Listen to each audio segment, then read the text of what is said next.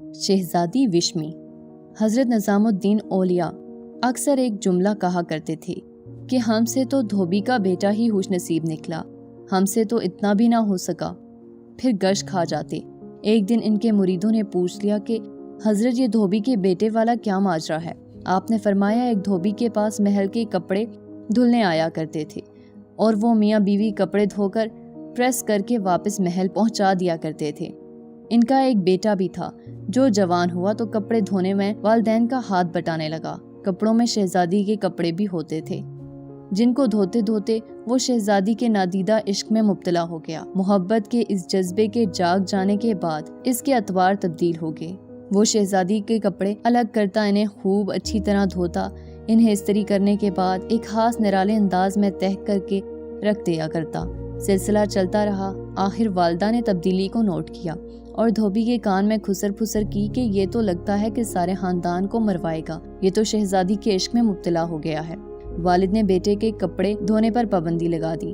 ادھر جب تک لڑکا محبت کی زیر اثر محبوب کی کوئی خدمت بجا لاتا تھا، محبت کے بخار نکلتا رہتا تھا، مگر جب وہ اس خدمت سے ہٹایا گیا تو لڑکا بیمار پڑ گیا اور چند دن بعد ہی فوت ہو گیا۔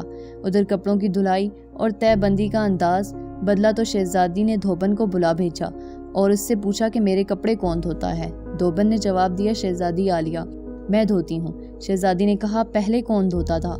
دھوبن نے کہا کہ میں ہی دھوتی تھی۔ شہزادی نے اسے کہا کہ یہ کپڑے طے کرو۔ اب دھوبن سے ویسے طے نہیں ہوئے۔ شہزادی نے اسے ڈھانٹا کہ تم جھوٹ بولتی ہو، سچ سچ بتاؤ ورنہ سزا ملے گی۔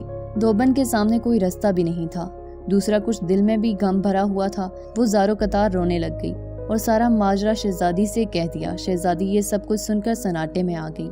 پھر اس نے سواری تیار کرنے کا حکم دیا اور شاہی بگی میں سوار ہو کر پھولوں کا ٹوکرا بھر کے لائی اور مقتول محبت کی قبر پر سارے پھول چڑھا دیے۔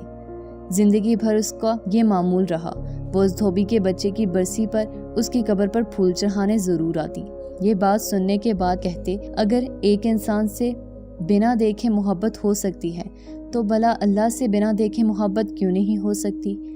ایک انسان سے محبت اگر انسان کے مزاج میں تبدیلی لا سکتی ہے تو وہ اپنی پوری صلاحیت اور محبت اس کے کپڑے دھونے میں بروئے کار لا سکتا ہے، تو کیا ہم لوگ اللہ سے اپنی محبت کو اس کی نماز میں اسی طرح دل و جان سے نہیں استعمال کر سکتے؟ مگر ہم بوجھ اتارنے کی کوشش کرتے ہیں۔ اگر شہزادی محبت سے طے شدہ کپڑوں کے انداز کو پہچان سکتی ہے تو کیا ہمارا رب کریم ہماری محبت سے پڑھی گئی نماز اور پیچھا چھڑانے والی نماز کو سمجھنے سے عاجز ہے؟